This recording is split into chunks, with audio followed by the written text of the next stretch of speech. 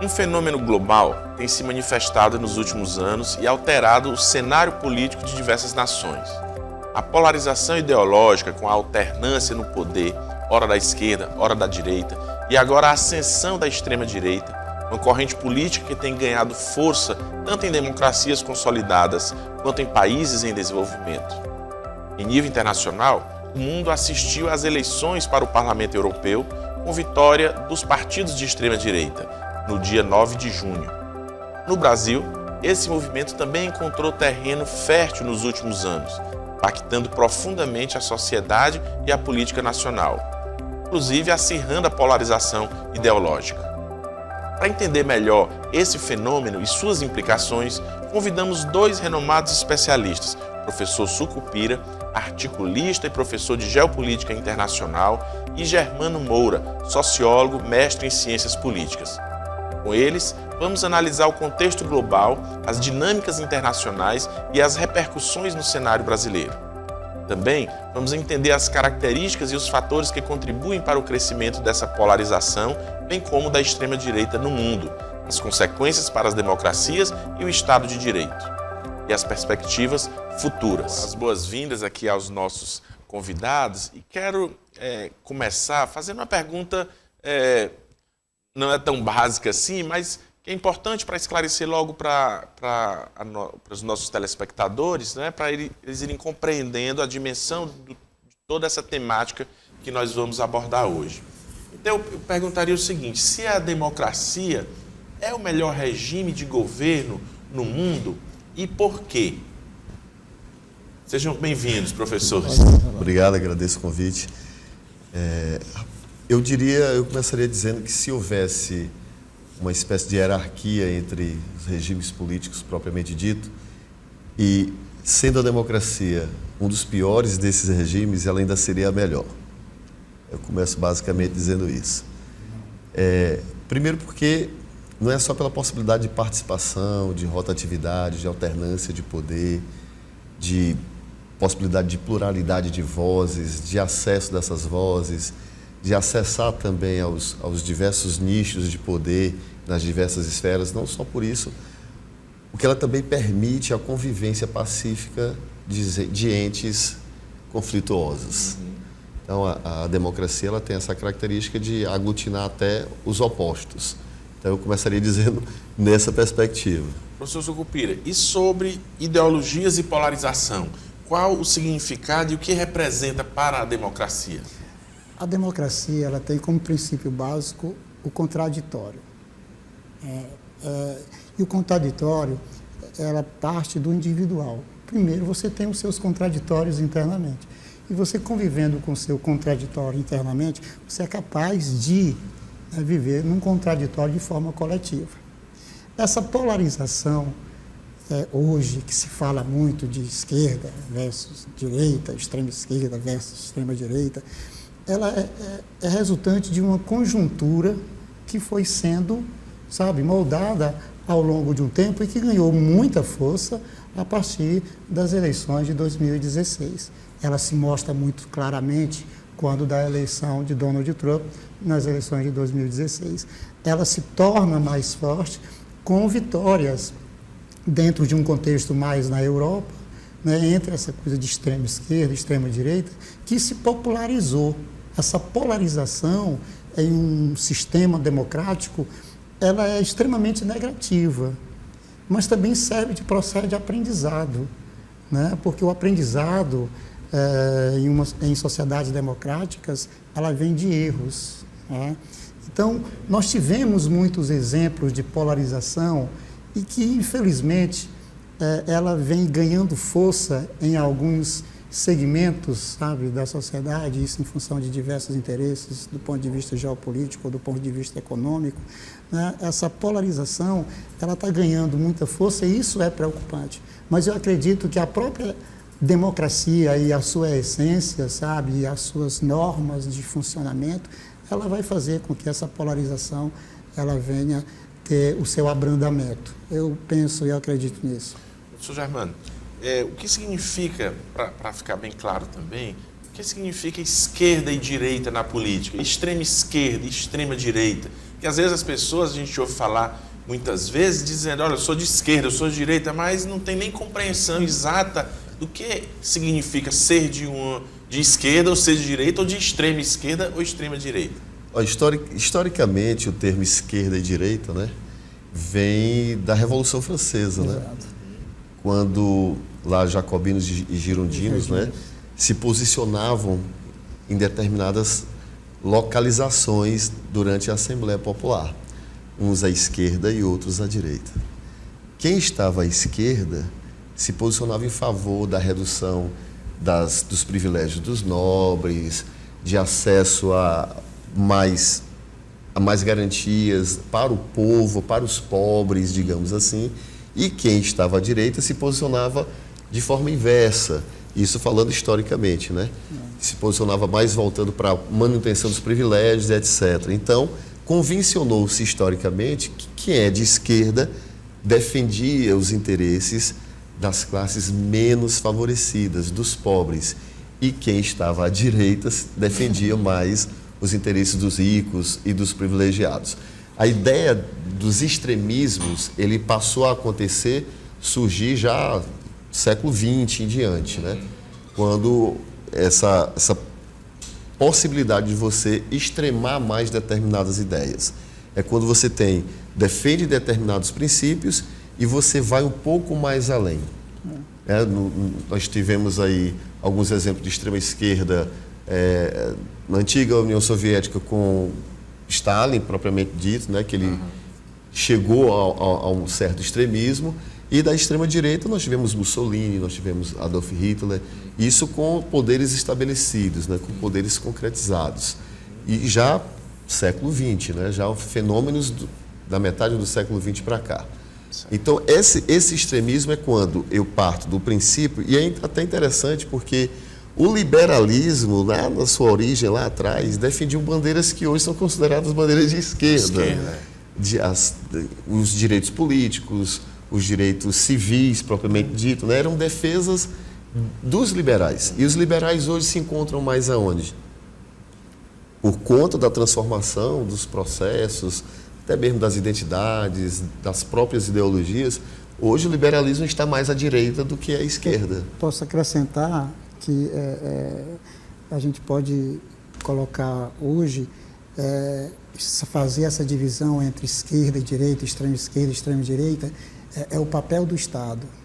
Sabe? Você tem o papel do Estado, a maior presença do Estado, né, para a questão da identidade, para os direitos e conquistas de direito para a sociedade, que de fato necessita, né, que são aquelas pessoas desprovidas. Você tem hoje um parâmetro de como um Estado à esquerda. E quando você tem um Estado liberal, né, um Estado em que ele tem que ser mínimo, menos intervencionista. Menos intervencionista, esse Estado é um Estado de direita.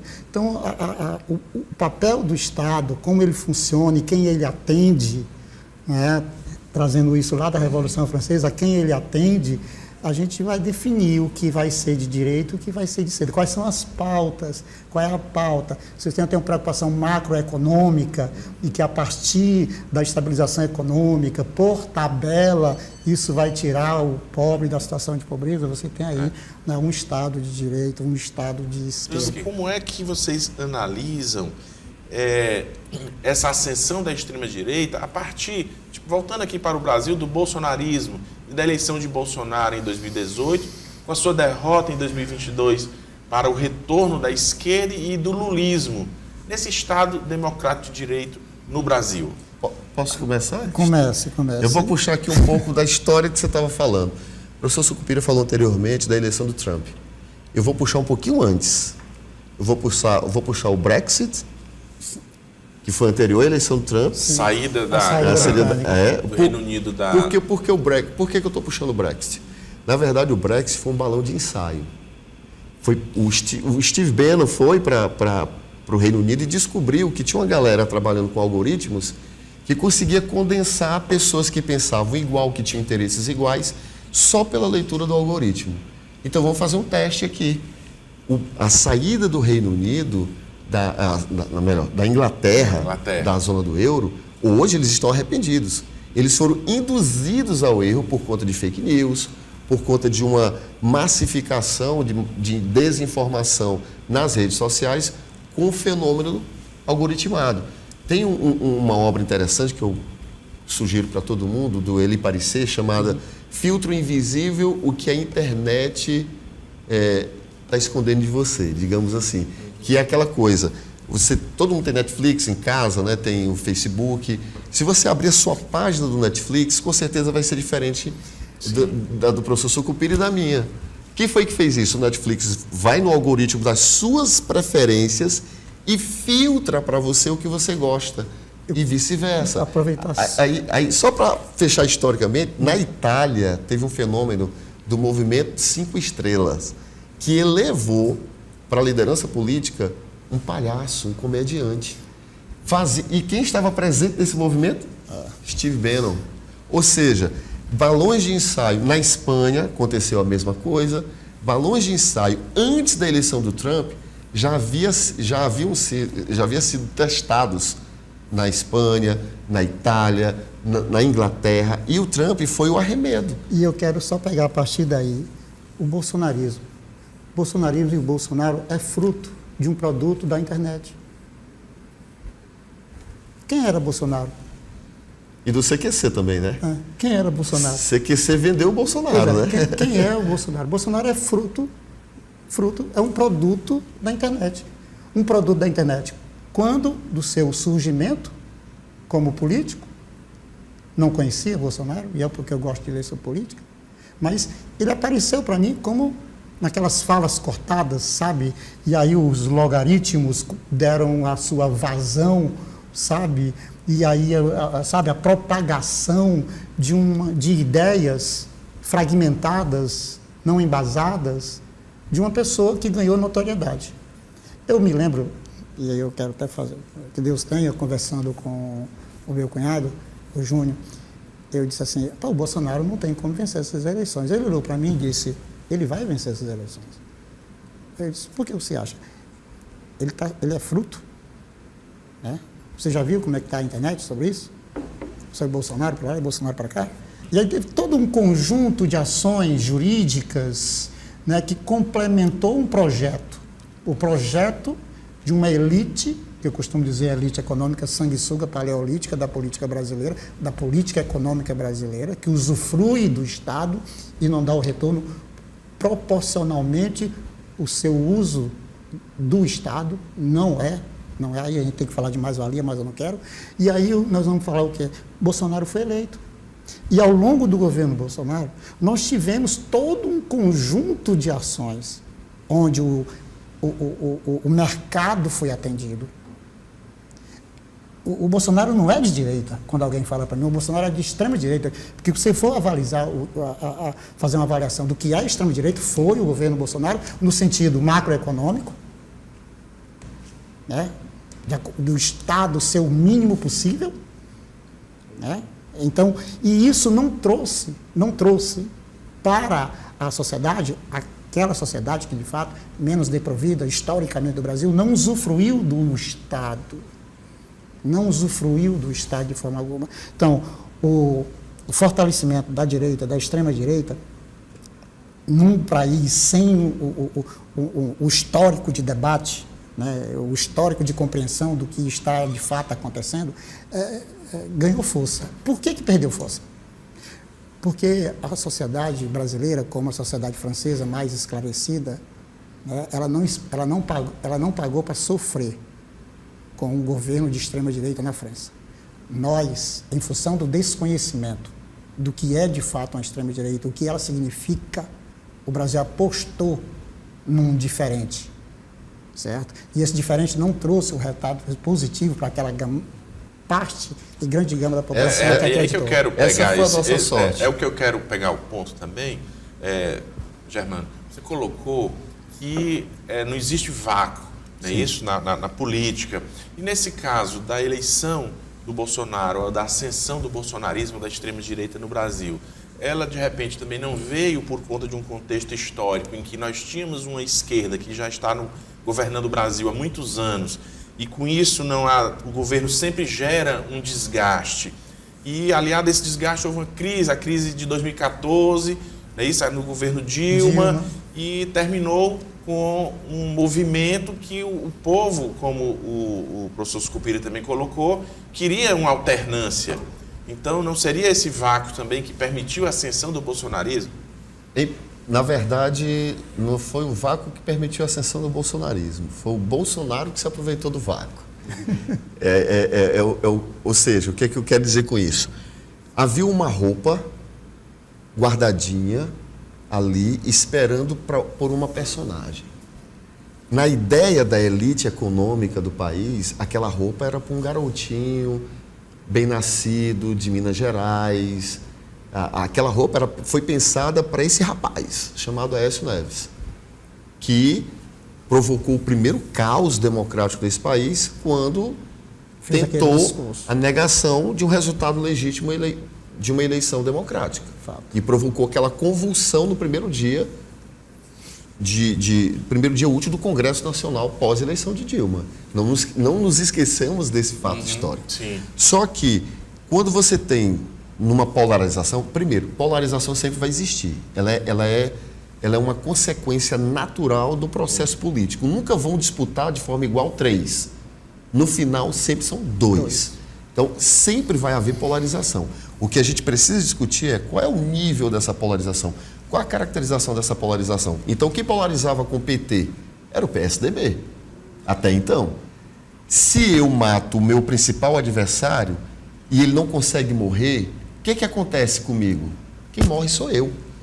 Então, qual foi o vácuo? O PSDB, na tentativa de matar eleitoralmente, politicamente, o PT, foi todo aquele processo que culminou com a saída da Dilma do governo, da presidência. Só que o PSDB não apresentou nenhuma alternativa naquele momento para a substituição do PT. Aí é o vácuo que a gente diz. Então, quando tem um vácuo, ele não permanece. Nesse intervalo, surgiu a internet, aí eu faço valer a fala de Humberto Eco quando ele diz o seguinte: a internet deu voz ao idiota da aldeia. O que acontece com isso? Quando alguém falava uma bobagem muito grande aqui na mesa de bar, aqui, a gente você é louco, sai daqui, sai de perto, não vou falando besteira. A internet não fez isso. A internet, pelo contrário, ela deu voz a essa pessoa. Quando ela deu voz a essa pessoa, o que a internet fez com os algoritmos? Ela fez um grande guarda-chuva e disse assim: eu não gosto de preto. Aí botou o racista aqui. Eu não gosto de LGBTQIAPN+, aí botou os homofóbicos aqui. Eu acho que mulher tem que ficar em casa e tal, e botou os misóginos, machistas, patriarcais aqui. A internet, ela conseguiu agregar aquela gama de desejo conservador. E por que de extrema-direita? Porque se você pegar o discurso da extrema-direita, é um discurso que privilegia o homem branco, de elite, heterossexual, digamos assim, heterossexual firme, pautado. Olha o lema da extrema-direita na Itália e na Alemanha nazista: Deus, família e pátria. Deus, pátria e família. Era o triângulozinho que chegou no Brasil e em Minas Gerais, com Plínio Salgado, e o movimento integralista. Isso não é de hoje. Então, aí o que acontece? O racista que tinha vergonha de ser racista porque era expulso da roda, encontrou outro racista na internet, que encontrou um homofóbico, que encontrou um misógino. E essas pessoas se identificaram. Porque, tu odeia uma coisa que eu também odeio, de certa forma. Então vamos ficar junto aqui. Agora a gente precisa de alguém que tenha coragem de falar isso. Aí o CQC vai e coloca o Bolsonaro. Aí a internet promoveu e as redes sociais, digamos assim, aglutinaram essas pessoas. E como havia uma roupa que não servia em ninguém até o momento, coube numa personagem pitoresca chamada Jair Messias Bolsonaro. Qual foi a nossa sorte? Eu digo a nossa sorte porque, enfim, quem é a favor de extrema-direita, por favor? Tem alguns que vão assistir aqui e vão matar a gente. Qual foi a nossa sorte? Que a extrema-direita, naquele momento, não tinha projeto para o país. Por que havia uma polarização sadia entre PSDB e PT? Porque tinha projetos. Você pode odiar o PSDB do jeito que for, mas o PSDB tinha projeto definido para o país. Você pode odiar o PT do jeito que for, mas o PT tinha projeto para o país. Então você tinha o PSDB com um projeto, claro, que você poderia não ser a favor e tudo mais, mas tinha um projeto. E você tinha o PT com outro projeto. Então você tinha 2 projetos claros, definidos, com plataformas para o país. A eleição que houve e da gente dizer, olha, o povo, né, a sociedade, ela não queria o bolsonarismo, porque ele que vestiu a roupa, não é isso? O professor Germano estava colocando, e o professor Sucupira também disse, olha, não é possível que existam pessoas, né, que ainda apostem na extrema-direita que não tem projeto.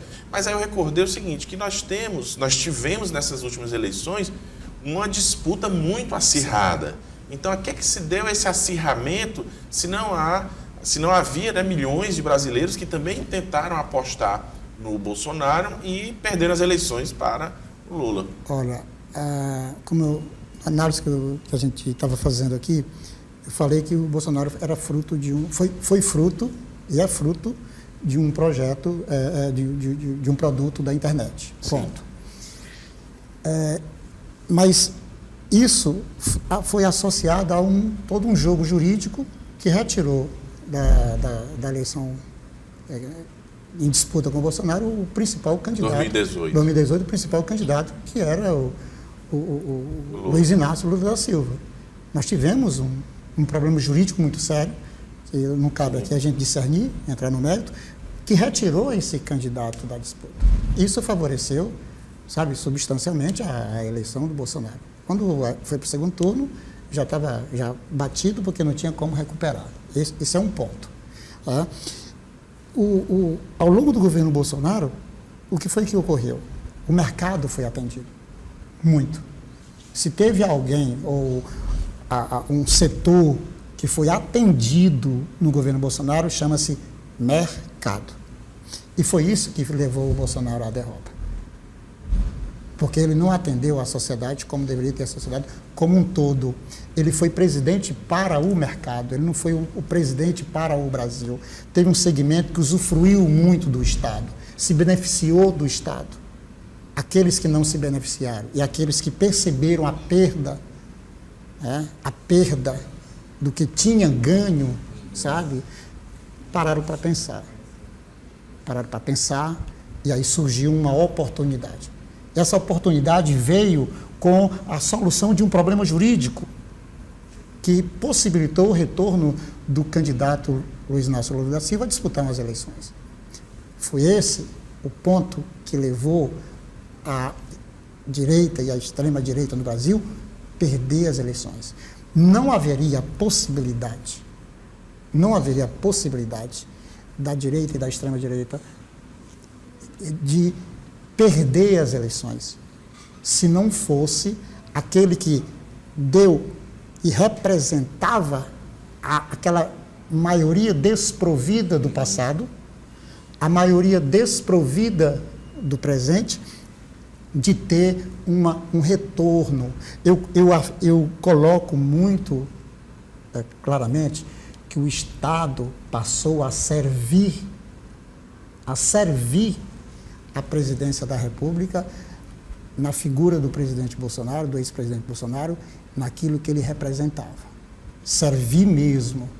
Ele se tornaria um autocrata. Eu não me arrependo de falar isso. Ele seria um autocrata. E a nossa democracia estava em perigo, em nível alarmante. Cegos são aqueles que não percebem que a democracia, ela ressurge para o Brasil como ela deve ser, com a derrota da extrema-direita e da direita, porque a extrema-direita ela não é democrática, ela é totalitária. E Bolsonaro se tornaria um autocrata, como é autocrata Vladimir Putin. Mudou a Constituição para ficar como presidente até 2036. Eu faço alguns complementos. A eleição do Bolsonaro, ela não começou em 2018. Ela começou em 2014. Quando eu digo 2014, eu vejo muita gente hoje reclamando do STF, mas há um processo chamado de politização da justiça e judicialização da política, que não começou agora, começou já há muito tempo. Aí você começa a resgatar. E em 2014, a gente fez um levantamento. Eu curioso, mas duas professoras de comunicação social da USP fizeram um levantamento daquilo que a gente chama de agenda sitting em 2016. Agenda sitting é exatamente aquilo que pauta a mídia.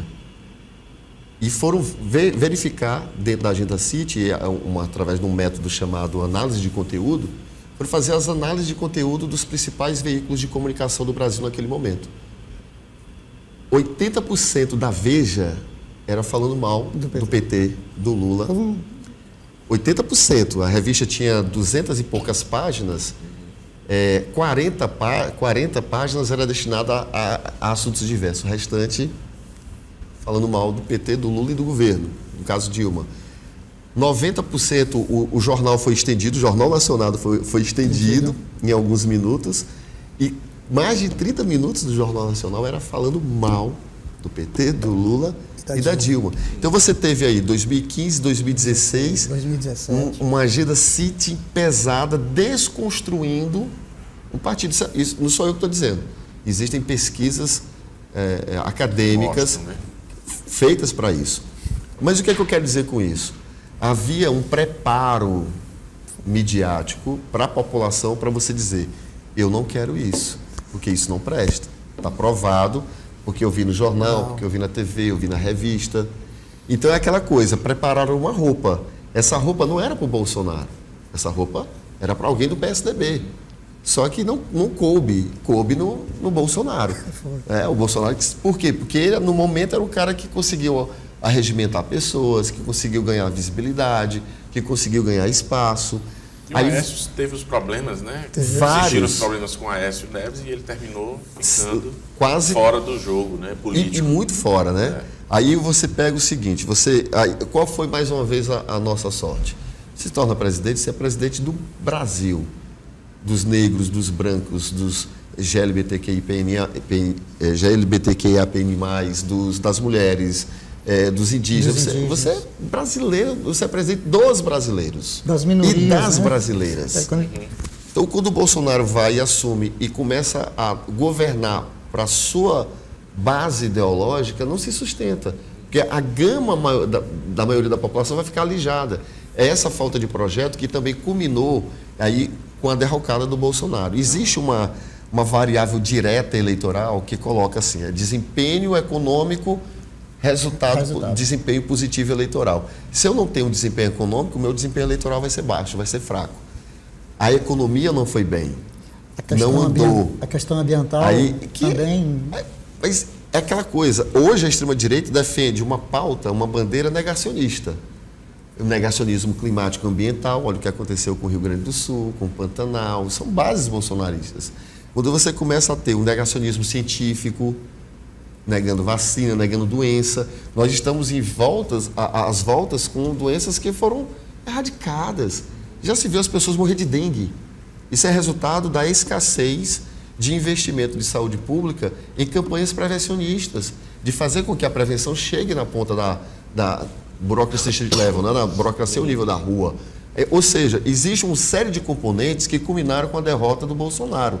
Não foi só foram vários. Aí eu vou só pegar um exemplo. Lula só não ganhou a eleição no primeiro turno por 1%.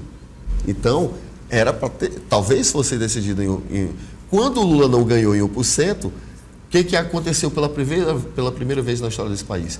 O Estado foi instrumentalizado para a eleição. Fortemente, barreiras policiais da Polícia Rodoviária vetando eleitores aonde? Onde Lula teve mais votos, no Nordeste. Houve um aparelhamento do Estado como nunca se viu. A Casa Civil controlando o orçamento nacional, onde já se viu, o orçamento é no planejamento, é na economia, estava nas mãos da Casa Civil. Então, ou seja, houve todo um trabalho, por isso que o desempenho do Bolsonaro também, não foi só por isso, melhorou no segundo turno. Até porque tinha um antipetismo agravado desde 2014, que ele favoreceu. Só prefiro o inferno do que o PT de volta. E a gente voltando um pouco aqui, professor, me permita, a gente falou muito das redes sociais, né, das novas tecnologias. Qual o papel que elas têm tido, né, na disseminação, mobilização e propaganda das ideologias desses movimentos, independentemente de quais sejam, de esquerda, direita, extrema direita, isso não traz ou não permite que haja nesse papel das redes sociais, uma disseminação de ideologias que influenciam a opinião pública e as eleições, estimulando muitas vezes até um discurso de ódio. Sim, e eu quero trazer também um ponto, que mesmo ela trazendo um discurso de ódio, propagando esses discursos de ódio, de desinformação, isso também tem um oposto. Tem a informação, apesar de em quantidades menores, mas a informação também chega.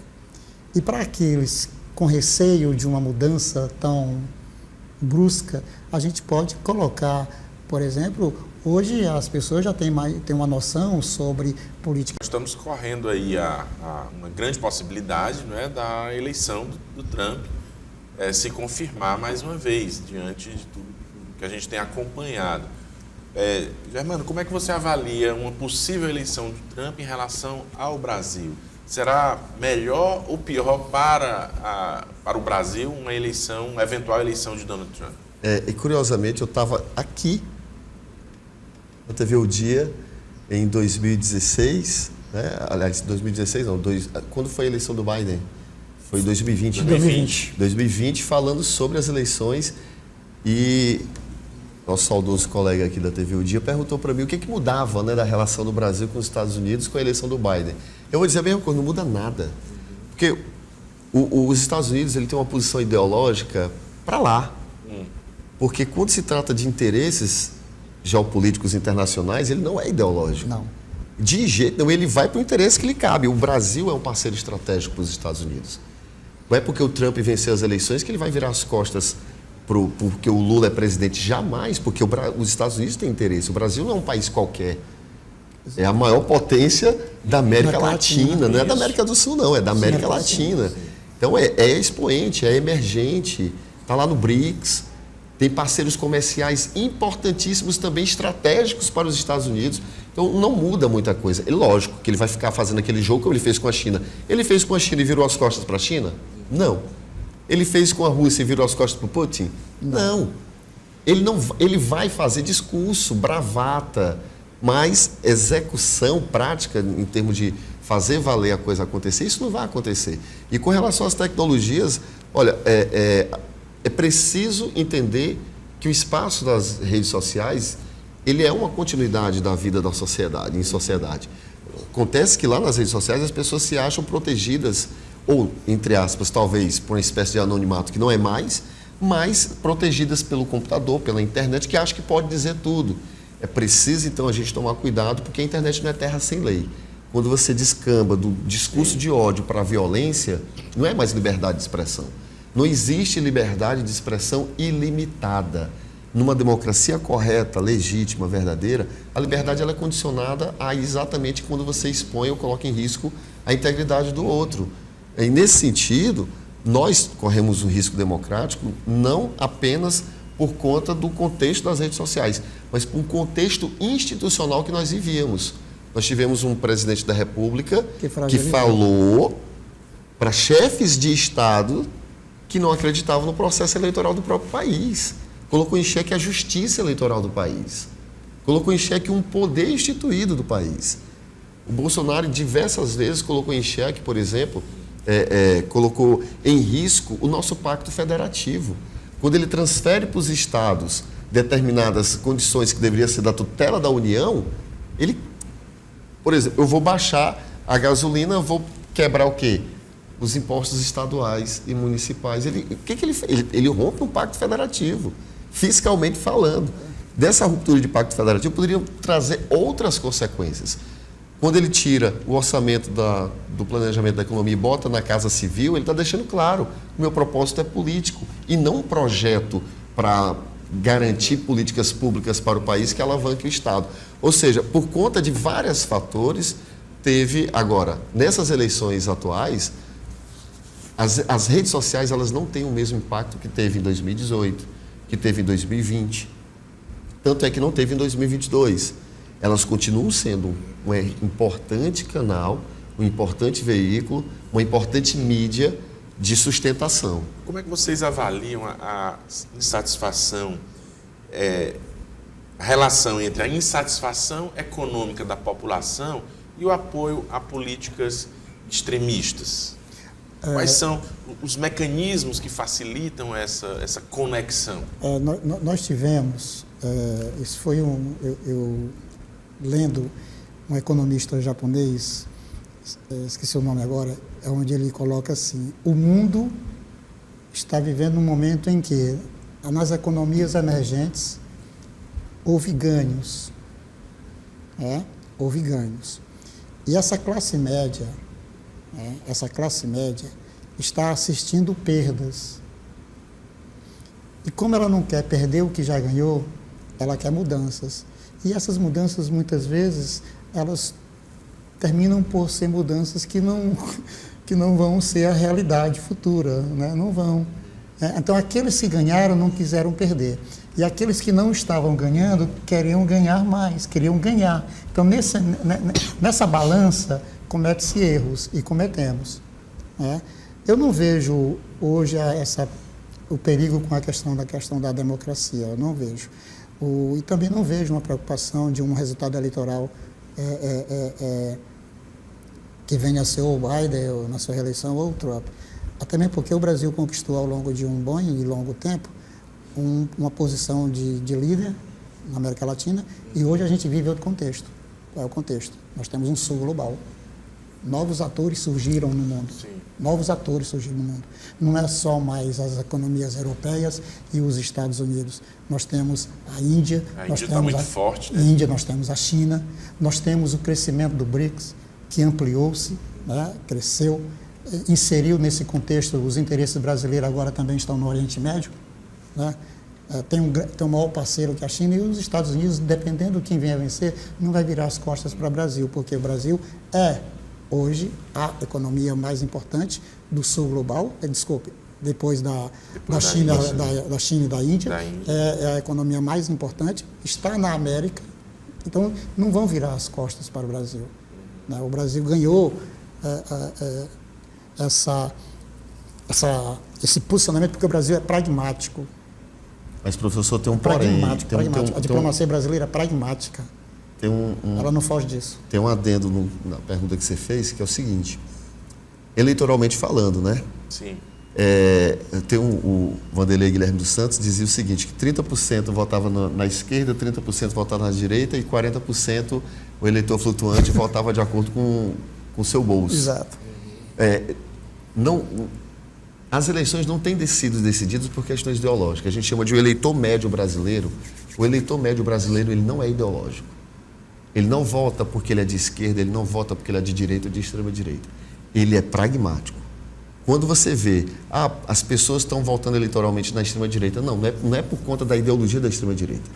É um contexto econômico que, baseado naquilo que você acabou de dizer, que o professor Sucupira acabou de dizer, eu ganho, eu perco, eu deixei de ganhar, eu deixei de perder, eu vou apostar nisso. Numa crise econômica, a primeira coisa afetada, a classe média é aquela criatura que não está rica, não é rica para poder acessar as benesses de quem tem dinheiro, e não quer ser pobre e não quer estar lá aqueles que não têm acesso a quase nada. Então, quem é a primeira afetada economicamente? Logicamente que a classe menos privilegiada, os pobres, eles são afetados em qualquer contexto, mas a classe média ela sente primeiro. Porque não consegue botar o combustível no carro, porque não consegue mais fazer a viagem de férias, porque não consegue mais comprar aqueles outros produtos do supermercado que não são mais da cesta básica necessária. Então ela sente mais imediato. Aí esse eleitor médio, essa classe média não ideológica, ela vota olhando para o seu bolso. E aí, nesse caso, é a economia da porta da geladeira, do fogão da casa, que determina a ideologia. Não é o inverso. Por isso que tem essa relação, 30%, 40%. Então, esse eleitor médio, que é o eleitor volátil, que é o eleitor que fica ali flutuando, ele vota de acordo com as suas necessidades econômicas prementes. Essa entrevista, esse programa, é muito interessante, com muitas questões importantes, e demandaria ainda outro programa para a gente tratar desses assuntos que envolvem não só o Brasil, mas envolve toda a sociedade, todo todo o mundo, não é isso? Mas, infelizmente, nosso programa está chegando ao fim. Mas eu vou passar a palavra aqui agora para os nossos entrevistados, então já agradecendo imensamente pela presença aqui hoje, para que possam fazer suas considerações finais. Professor Sucupira. Primeiro, agradecer o convite, né? Adorei o bate-papo. Ideias em debate, e qualquer que venha a ser o debate, eu gosto de participar, porque isso contribui muito, né, para o que eu acho que é mais importante em uma democracia, é que um conjunto maior de indivíduos que compõem essa democracia tenha a capacidade de fazer, sabe, uma análise. Não importa se essa análise que vai chegar a uma conclusão venha a ser de tendência de esquerda ou de direita, extrema esquerda ou extrema direita, mas que ela seja um voto consciente e saiba do porquê você escolheu, sabe? Isso que é importante, não importa qual venha a ser a tendência. E achar que nós estamos vivendo num momento muito complicado, porque nós estamos assistindo uma reestruturação de forças que está ocorrendo no mundo. O mundo está passando por uma nova ordem, sabe? Essa reestruturação de forças, ela está produzindo tensões. A questão da faixa de Gaza não é uma coisa isolada, a invasão de forma unilateral, desrespeitando as leis internacionais da Rússia na Ucrânia, não é uma coisa isolada, sabe? Essa ação conjunta, sabe, contra a Rússia não é uma coisa isolada do ponto de vista de sanções econômicas. E, da mesma forma, isso não acontece com Israel, que é tem na mesma proporcionalidade, não estamos assistindo isso por parte dessa narrativa ocidental, sabe? O crescimento do BRICS não é uma coisa isolada, né? Então, nós estamos assistindo uma nova reestruturação. E essa reestruturação que está ocorrendo no mundo, ela produz consequências, sabe? Implicações, do ponto de vista de política de desenvolvimento nacional, do ponto de vista de defesa de uma política ambiental global. Isso produz essas implicações nesse sentido. Então, para onde nós estamos indo nessa reestruturação, nós ainda vamos ter que pagar para ver. Isso é um processo que não é um processo rápido, é um processo longo, né? Então, quando estamos assistindo esse conjunto de forças, né, se digladiando do ponto de vista geoeconômico e geopolítico, é porque o mundo está buscando um novo reordenamento. E a gente tem que estar preparado para isso, o Brasil tem que estar preparado para essa nova reordenação de como o mundo vai funcionar. E eu acho que o Brasil deve continuar sendo pragmático, como sempre foi na sua política externa, para que ele possa ter espaço cada vez maior. Porque a inserção de países dentro de um cenário econômico, em instituições globais, tendo o poder de decisão ou uma maior participação, se faz necessário, e é isso que o Brasil tem que buscar, sabe? Essa a minha preocupação, né? E é isso que eu acho que o Brasil tem que fazer, porque isso vai trazer implicações de forma interna. Obrigado, professor Sucupira. E vamos passar a palavra para o Germano também, né? Já agradecendo também pela presença aqui no nosso programa Ideias em Debate. Eu que agradeço o convite e parabenizar pela pauta, ela realmente é importante, muito necessária. Tive o prazer de conhecer o professor Sucupira, que só conhecia das redes sociais. Enfim, eu vou finalizar falando do que a gente começou, falando sobre democracia, né? O que é essa democracia, por que é tão importante.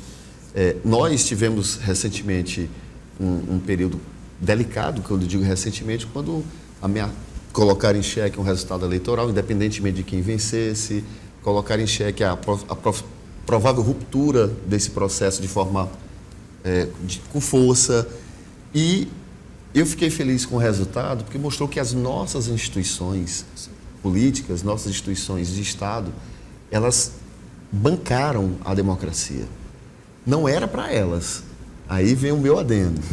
Quem tinha que bancar a democracia era o povo. Mas as instituições foram lá, se consolidaram, se reforçaram, os três poderes, e lá e ratificaram que o nosso regime é democrático e vai ser assim, e ponto final, e vamos punir aquelas pessoas que ameaçaram o Estado Democrático de Direito, que é crime constitucionalmente previsto. Enfim, isso foi importante. Mas seria melhor ainda se o povo acampasse e dissesse: não, vamos garantir o nosso direito de votar, o direito de assumir quem ganhar, independente de quem ganhe, garantir o direito que essa pessoa que ganhe consiga governar, para que a gente possa fazer valer alguma mudança nesse país. E aí nós vamos ter eleições municipais agora, em outubro, daqui a poucos meses, e eu volto a fazer um apelo. A gente precisa ter um trabalho de educação política em todos os níveis, e a gente precisa deixar de votar em pessoas e passar a votar em projetos, em agendas. Pessoas, elas têm interesses próprios. Projetos vão independente de pessoas. Então, vote em candidatos, em partidos que tenham projetos e agendas claras para a sua cidade, para o seu bairro, para a sua região. Vote em pessoas que representem você. Representação, se você pegar etimologicamente a palavra representação, ela significa reflexo. Então, o meu representante é um reflexo de mim. Eu só posso votar em pessoas que refletem o que eu penso, o que eu defendo, ou aquilo que eu preciso.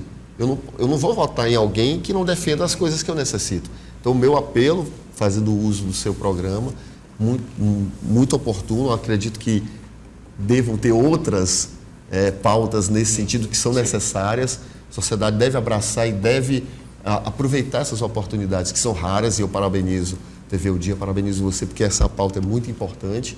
E dizer: vamos fazer o uso e exercício da democracia, que não é só apenas votar. Sim. É votar, é cobrar aquele que você elegeu, é participar ativamente, e vamos em frente. Obrigado.